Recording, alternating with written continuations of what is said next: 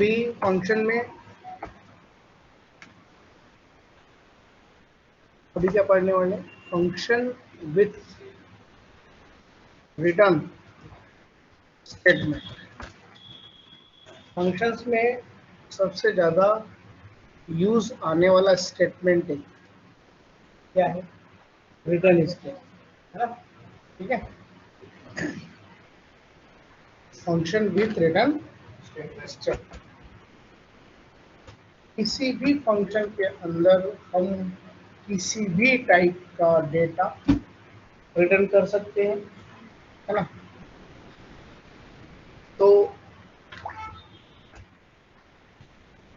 Function बनाया हमने addition नाम का,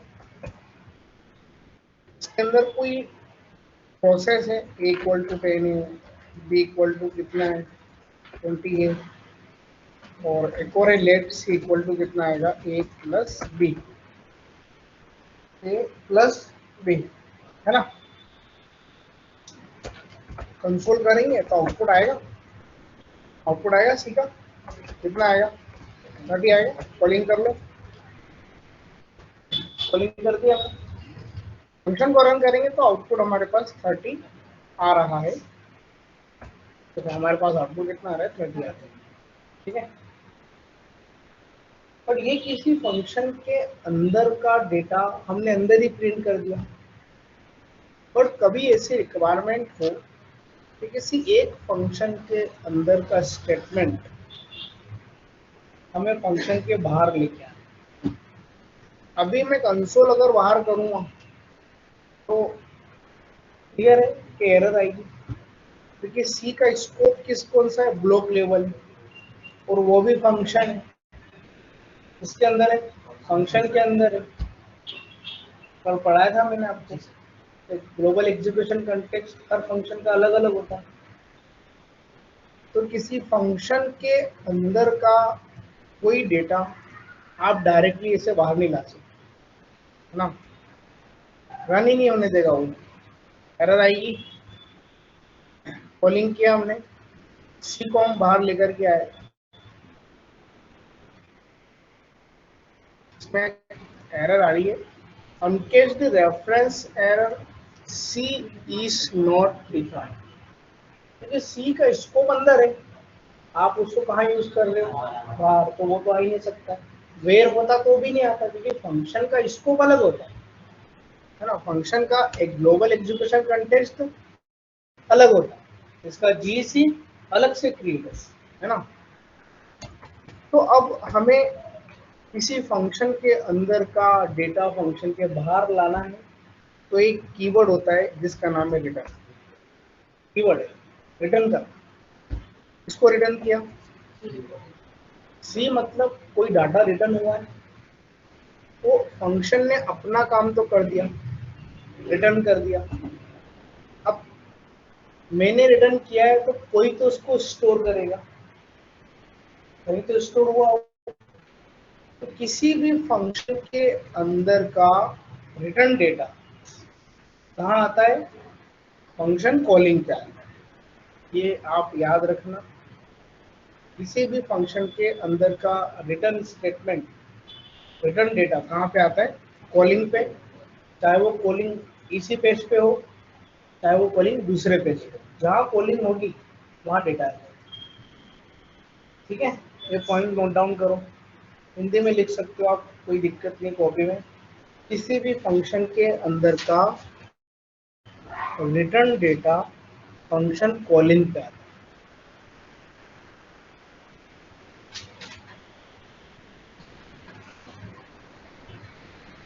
किसी फंक्शन के अंदर का रिटर्न डेटा फंक्शन कॉलिंग पे आता है।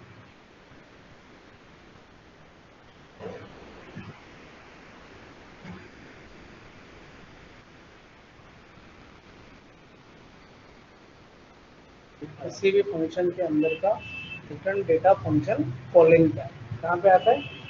एक्सेस कहाँ से करोगे? कॉलिंग से, ठीक है।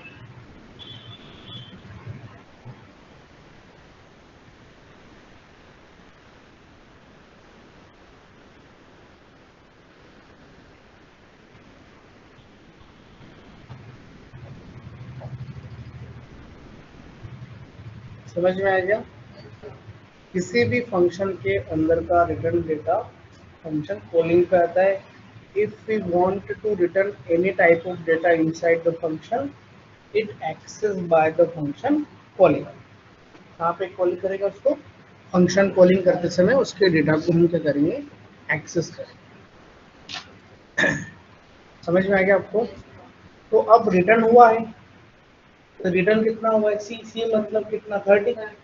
30 कहाँ पे आया होगा? तो इसकी जरूरत नहीं है ना. अब इसमें डाटा आया कि नहीं आया, इसे चेक करोगे कंसोल करके. कंसोल कर दो. इसको कंसोल करोगे, हेड को कर दिया कंसोल.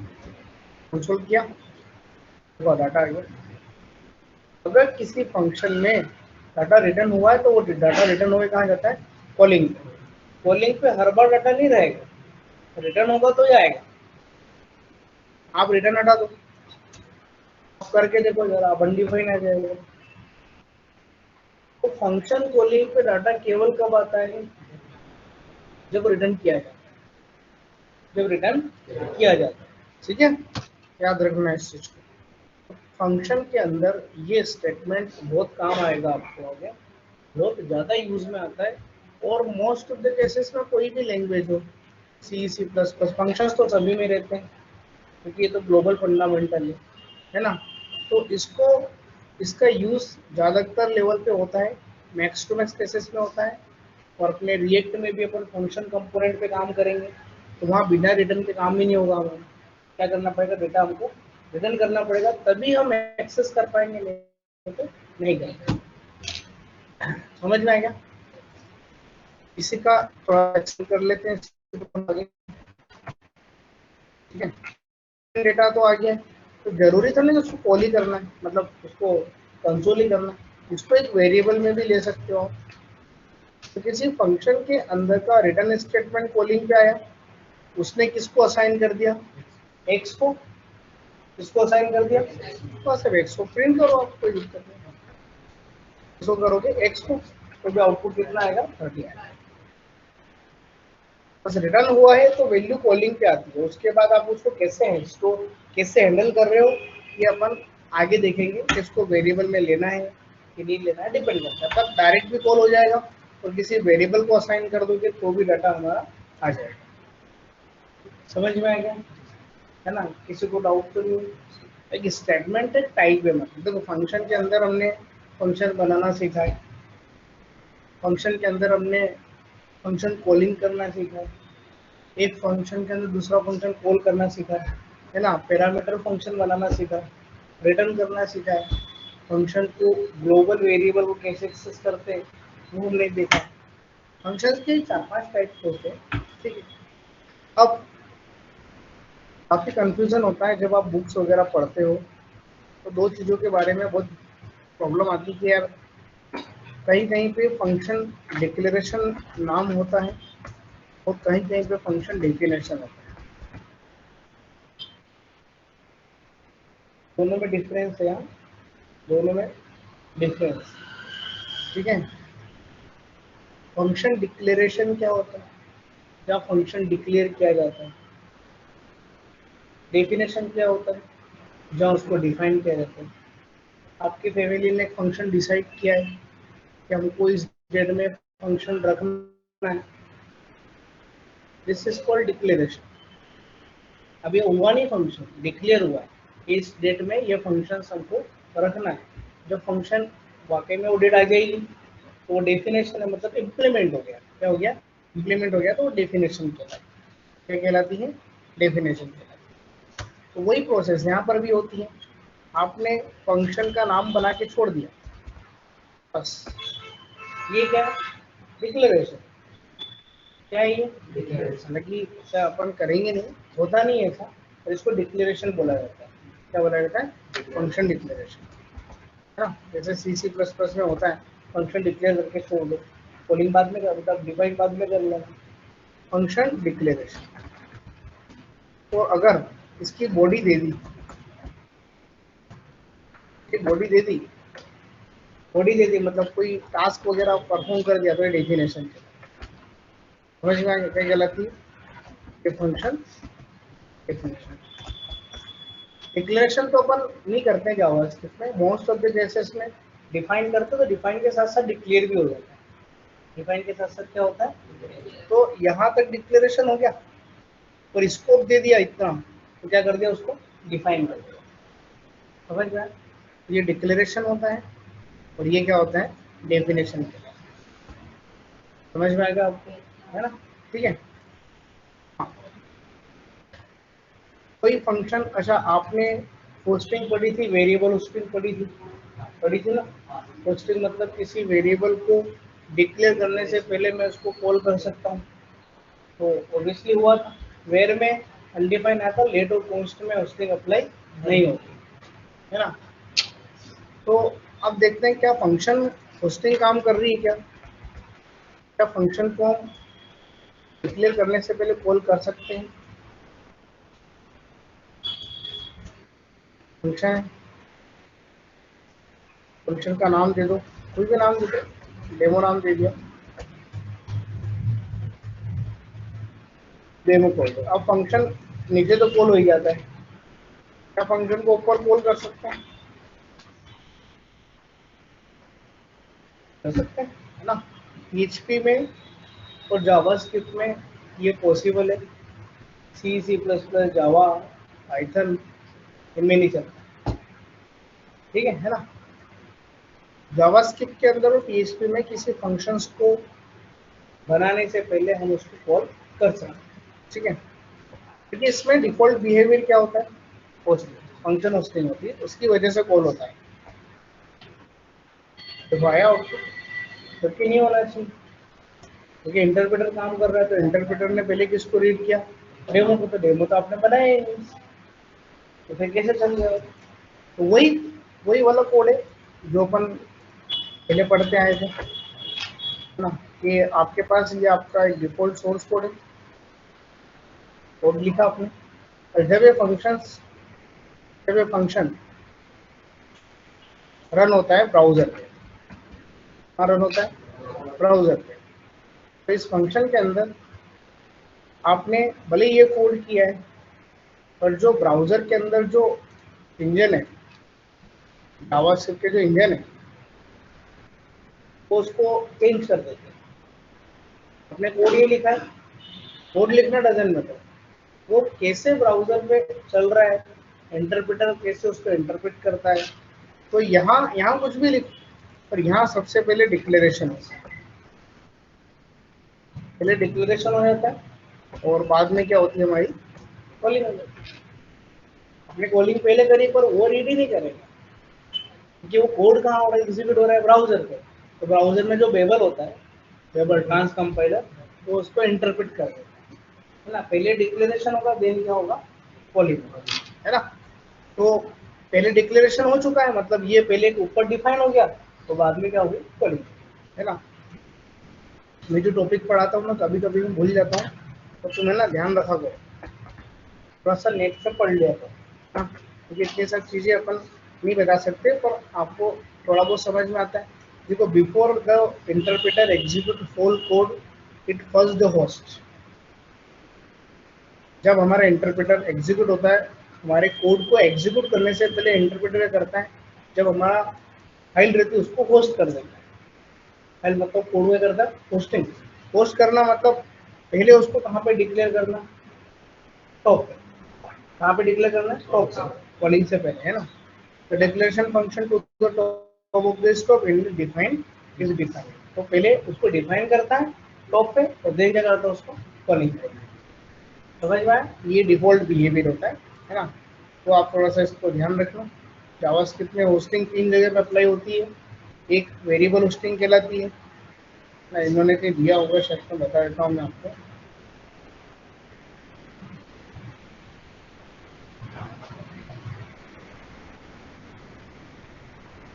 इसको अपन आगे पढ़ेंगे, व्हाट इज यूज स्क्रिप्ट क्या होता है। हमारा ब्राउजर है ना, बहुत सॉफ्ट है, वो सोचता है कि यार आप डेवलपर हो, आप कभी कभी कहीं मिस्टेक कर देते हो, तो वो उसको एक्सेस कर लेता है। बोलता है चलो ठीक है यार, मैं उसको अपने हिसाब से हैंडल कर दूँ, है ना। और कुछ चीज़ें रॉन्ग है, फिर भी जावास्क्रिप्ट उसको हैंडल कर रहा है ब्राउज़र, वो चीज़ गलत है। जैसे कि ये गलत है, गलत है ना। जैसे फंक्शंस को बनाने से पहले क्या नहीं कर सकते थे, कॉल नहीं कर सकते, डिफ़ॉल्ट बिहेवियर है वो। और जावास्क्रिप्ट उसको अलाउ करता है। ऐसे बहुत सारे केसेस हैं जब ब्राउज़र उसको अलाउ कर देता है, एक्चुअल एरर नहीं देता, तो उसको एक्चुअल एरर दिखाना है, ब्राउज़र को थोड़ा सा स्ट्रिक्ट करना है कि आप स्ट्रिक्ट हो जाओ, ऐसे ऐसे अननेसेसरी कोड को अलाउ मत करो। तो वहाँ पे अपन पढ़ेंगे, आगे पढ़ेंगे उसको, है ना, याद दिलाना मेरे को, ठीक है, मैं भूल नहीं हूँ। तो अभी तुम्हारा एक टेस्ट आगे लेंगे दिवाली बाद, उसमें प्योर पूरा ऑब्जेक्टिव रहेगा, है ना, होस्टिंग के बहुत सारे प्रोग्राम रहेंगे उसमें, है ना। समझ में आ गया। तो इन्होंने दिया नहीं, पर मैं आपको बताता हूँ कि होस्टिंग तीन जगह पे अप्लाई होती है। एक वेरिएबल होस्टिंग, दूसरा होता है अपना फंक्शन होस्टिंग, तीसरा होता है क्लास होस्टिंग। क्या होता है? क्लास, जो ऑब्जेक्ट ओरिएंटेशन प्रोग्रामिंग में काम आएगा, सी प्लस प्लस के प्रोग्रामिंग फंडामेंटल पे उसका ध्यान रखेंगे, है ना। पढ़ेंगे उस टाइम पे, अभी नहीं पढ़ना उसको, अभी आपको याद होना चाहिए। समझ में आया अभी आपको? समझ में आ गया? इसमें कोई डाउट, किसी को कोई डाउट तो नहीं? अब क्या करना है उसके बाद, बताओ जरा। और हाँ, ये तो हो गया हमारे जो बेसिक बेसिक मैंने आपको बताया था। अब थोड़ा सा कल का जो टॉपिक था तुम्हारा, है ना, उसको डिस्कस कर लेते हैं थोड़ा बहुत। जबकि मैंने आपको परसों पढ़ी थी एक चीज, सैटरडे को, कि यार सैटरडे या फ्राइडे को पढ़ाया था मैंने आपको।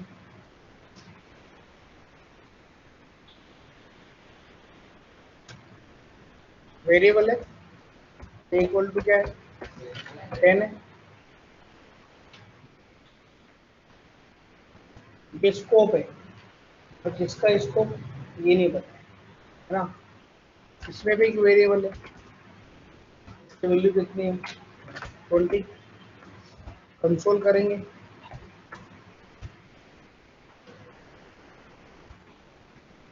एक अंदर भी कंसोल किया और एक बाहर भी कंसोल। तो कल मैं आपसे यही पूछ रहा था कि इसका आउटपुट क्या आएगा, उन्होंने बताया ये नहीं। बताया, पढ़ा कल, कल देखा, कल आके देखा, इसका आउटपुट आया, कितना आया आउटपुट, का है कि 10 आ रहा है, कितना आएगा, 20। कैसे बताया आपने? ऐसे तो बताना ही नहीं चाहिए। कल मैं तुमको वही देख रहा था कि तुम ग्लोबल एग्जीक्यूशन बना रहे हो कि नहीं बना रहे हो, आराम से बैठ गए।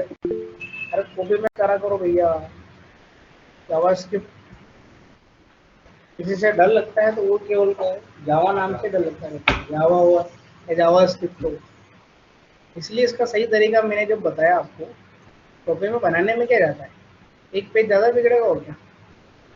देखो ये है, कहाँ एग्जीक्यूट होता है, पढ़ा था आपने, क्या होता है कॉलेज पे, तो मैंने बताया, आपने पढ़ा, नेट पे देखा, फिर कैसे काम चल।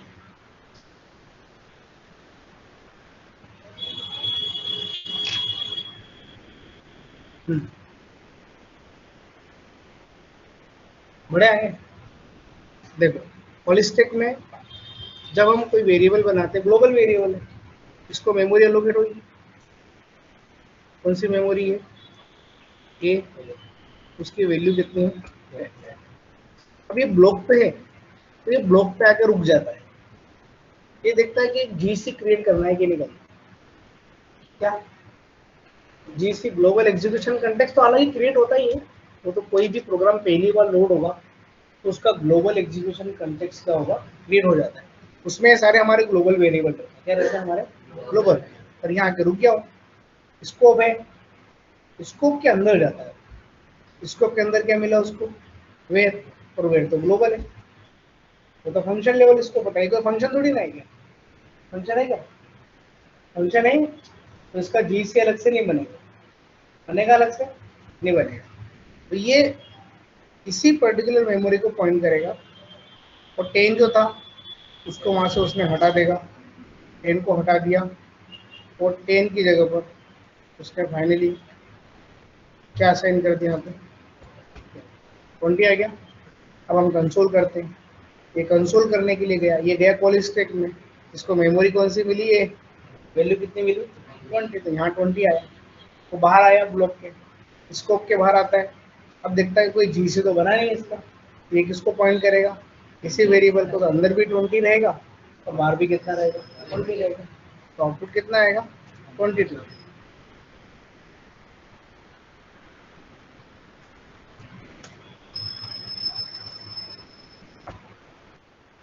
तो आउटपुट कितना आ रहा है, 20 आ रहा है। क्यों?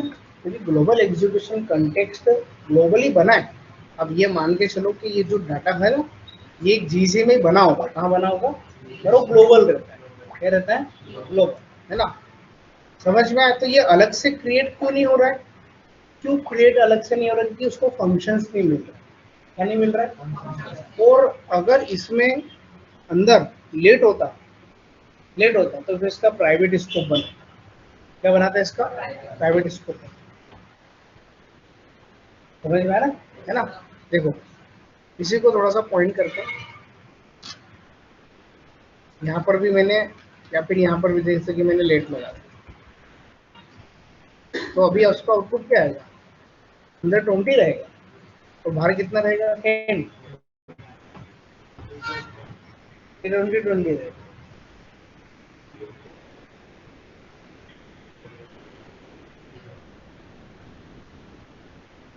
20 कैसा आएगा, लेट पढ़ाते समय पढ़ाया था, लेट का इसको ब्लॉक लेवल होता है। ये तो मैंने वही तो बोल रहा कि यहाँ आके रुक जाता है वो, कि अलग से मेमोरी देना है कि उसी को ओवरराइड करना है, पर वो तो लेट है। अब लेट का स्कोप कहाँ है, ब्लॉक के अंदर है, उसको ब्लॉक के बाहर यूज नहीं कर सकते। तो अगर इस प्रोग्राम का फिर से हम एक नया बनाते हैं ना, तो ये हमारा एक्चुअल प्रोग्राम है, करना है। हाँ, हाँ, देखो ये इसका कॉल स्टैक, ये वेरिएबल है ए, इसकी मेमोरी बनेगी, मेमोरी में ए, जिसकी वैल्यू कितनी रहेगी, 10। बना देना यहाँ पे, बना देते हैं, ये देखो, ठीक है। अब ये बना ब्लॉक, यहाँ के वो रुक गया, स्टॉप हो गया। उसने अंदर आके देखा यहाँ तो लेट है, लेट है, इसका जीसी अलग बना, क्योंकि ब्लॉक है ना, तो ग्लोबल एग्जीक्यूशन कंटेक्स्ट उसने अलग बना दिया। ये जो ए है ये बाहर डिक्लेयर नहीं होगा, ये कहाँ होगा, इस ब्लॉक के अंदर। उसको इसने इसके स्कोप के अंदर रखा, भले वेरिएबल सेम हो, पर उसका एड्रेस तो चेंज हो गया। मेमोरी एड्रेस क्या हो गया उसका, मेमोरी एड्रेस का चेंज हो गया। अब देखो, जैसे मैं, भैया माइक बंद करा करो, कौन है ये, माइक बंद करा करो, होगा क्लास चलती जाती। देखो ए है ना, ए की वैल्यू कितनी है हमारे पास, कहाँ था, मैं फिर ए की वैल्यू 10 है, अंदर ब्लॉक बना पर लेट से डिफाइन है, लेट से डिफाइन होगा तो मेमोरी एड्रेस क्या मिलेगा, उसको अलग मिलेगा। इसके अंदर प्राइवेट मिलेंगे, इसके अंदर रहेगा, ठीक है। अब एक कंसोल करने गया ए को, तो पहले ए देखता है ए किसके अंदर है, ब्लॉक के अंदर है।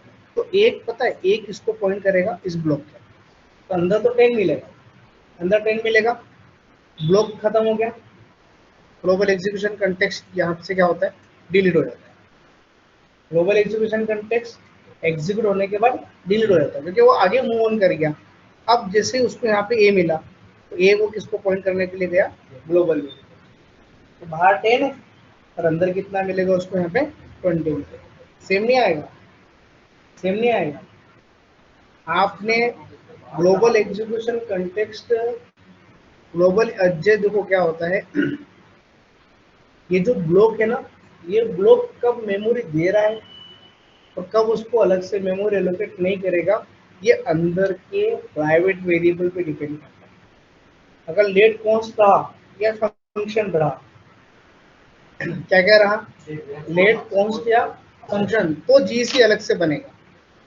अदरवाइज वो ऊपर ग्लोबल एग्जीक्यूशन कंटेक्ट जो वेरिएबल है उसी को एक्सेसिबल करते रहे। समझ में आया? फंक्शन में ही से अलग बनता है।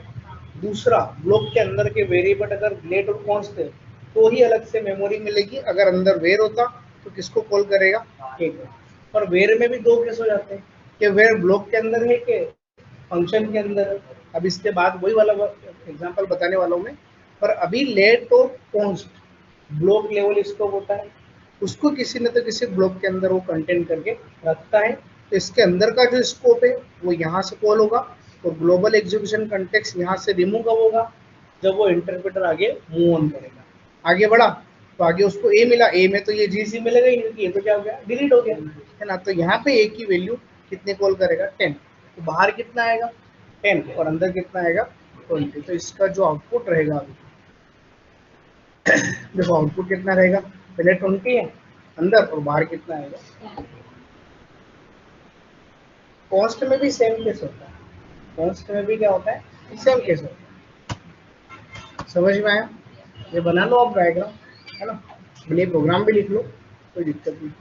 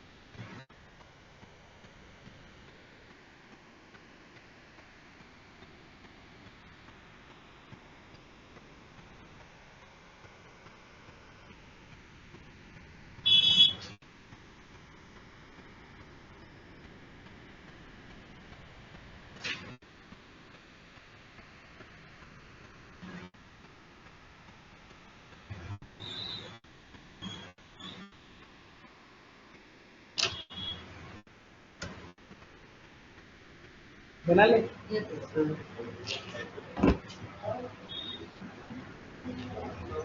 समझ में आया? फंक्शन लेवल इसको कैसा देखते हैं, फंक्शन लेवल इसको, है ना। अब हमने वेर वेर पढ़ा था, तो पढ़ा था ना कि फंक्शन लेवल स्कोप होता है वेर का। अगर इसी प्रोग्राम को मैं थोड़ा सा चेंज कर दूं, ये ब्लॉक, इसको मैं फंक्शन ब्लॉक बना दूं। फंक्शन का नाम क्या है, शो। अब अगर भले वो वेर से डिफाइन, तो अब आपको तो पता होना चाहिए कि अगर मैं इस कोड को, अगर मैं यहाँ पे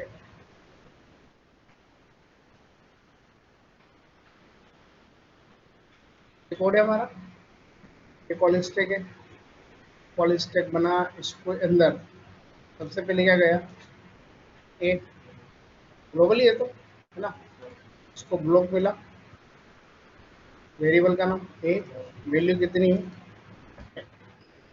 फंक्शन मिल गया उसको, सोचा ही मत करो, अगर फंक्शन है ना, भले अंदर लेट वेर कॉन्स्ट कुछ भी हो, इसका हर फंक्शन का ग्लोबल एग्जीक्यूशन कंटेक्स्ट अलग ही बने, इसके अंदर के जितने प्राइवेट वेरिएबल है उसका स्कोप कहाँ रहेगा, इसके अंदर, है ना, global execution context, global execution context किस नाम से बना, शो नाम से, इसके अंदर वेरिएबल है, वेरिएबल कौन सा है, ए, इसकी मेमोरी कहाँ बनेगी, इसके अंदर, ए वैल्यू कितनी है, 20, हो गया, ये तो हमने क्रिएट कर दिया, फंक्शन कॉल नहीं किया हमने, तो समझ जाना कि यहाँ पे फंक्शन कॉल करा हुआ है, फंक्शन हमने कॉल कर रखा है, सॉरी कौन सा फंक्शन है, शो। देखो जब फंक्शन कॉल हुआ, फंक्शन कॉल जैसे होता है ना, तो इसका ग्लोबल एग्जीक्यूशन कंटेक्स्ट ये है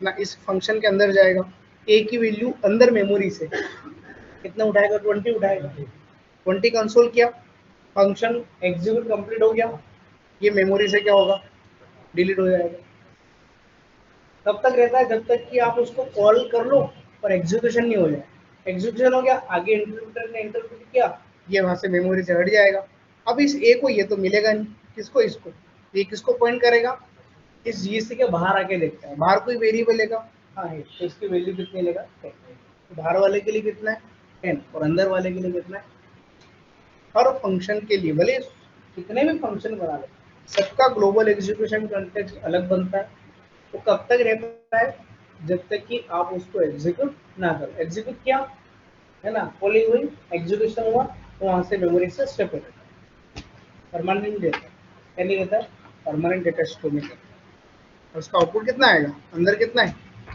20, और बाहर कितना है, अब भले ही वो अंदर वेर से डिफाइन किया है, इसलिए वेर को पढ़ाते समय बताया था कि वेर का स्कोप कैसा होता है, फंक्शन लेवल और लेट का ब्लॉक लेवल और कॉन्स्ट का ब्लॉक लेवल, फंक्शन लेवल नहीं बोला जाता है, देखा ना अभी फंक्शन नहीं बनाया था, नॉर्मल खाली ब्लॉक लगाए थे, तो भी उसकी मेमोरी अलग से बन रही थी, लेट की और कॉन्स्ट की, तो लेट कॉन्स्ट अगर किसी ब्लॉक में है, चाहे वो फंक्शन हो नहीं हो, उसका जी से क्या होता है, अलग से क्रिएट होता है, तो फंक्शन का तो होता ही, कितने फंक्शंस बनाओ, उसका ग्लोबल एग्जीक्यूशन कंटेक्स्ट आपको अलग से ही मिलेगा, समझ में आया? इसका भी डायग्राम ले लो, है ना, या समझ में आ गया तो फिर कोई बात नहीं, ठीक है, ये लिख लो,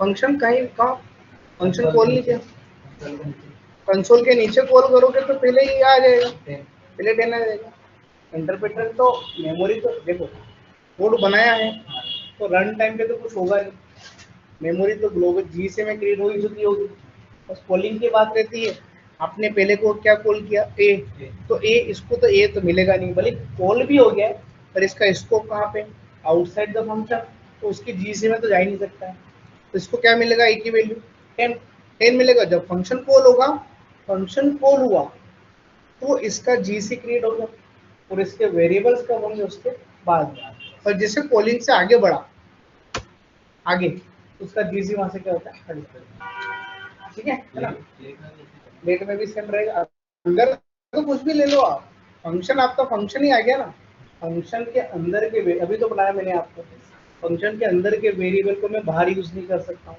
वो मैंने रिटर्न किया है, क्या किया हमने, रिटर्न किया ताकि डेटा को हम एक्सेस कर, फंक्शन के अंदर के सारे variable var let const private होते हैं, क्या होते हैं, प्राइवेट, फंक्शन के पैरामीटर यहाँ पे जो लिखे जाते हैं ये क्या होते हैं, प्राइवेट वेरिएबल, इस एक्स और वाई भी होगा ना, अगर एक्स और वाई भी दिया होगा तो एक की मेमोरी कहाँ मैंने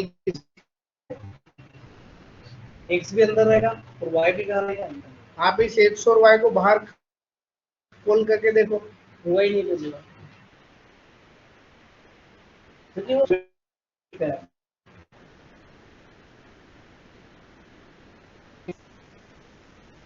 डायरेक्टली खोल नहीं सकते।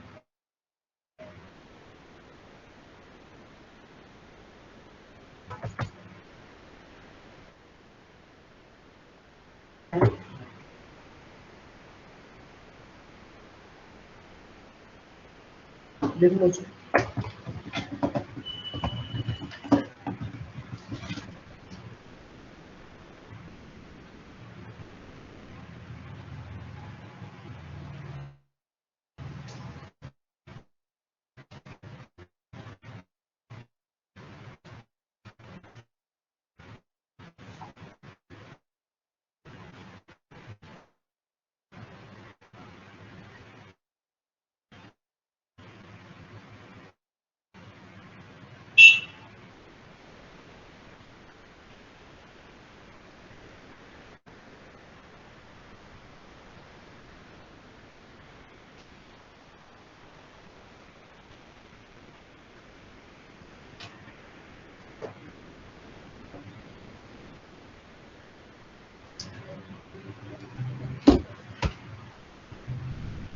समझ में आया।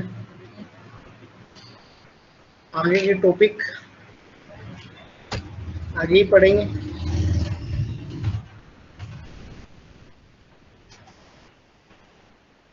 ये कोर ये कोर फंडामेंटल है।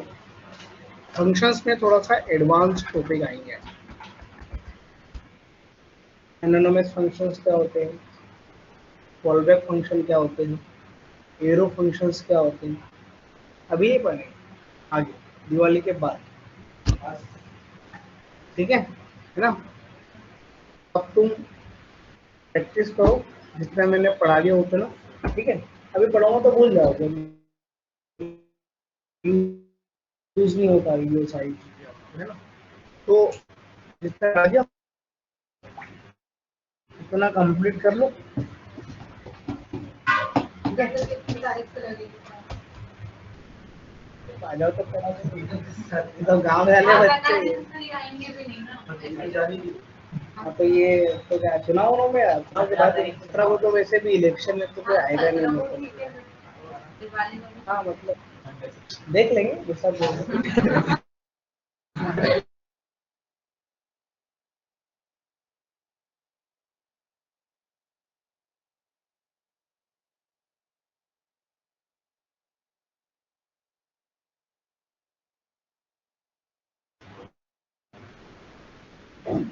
वो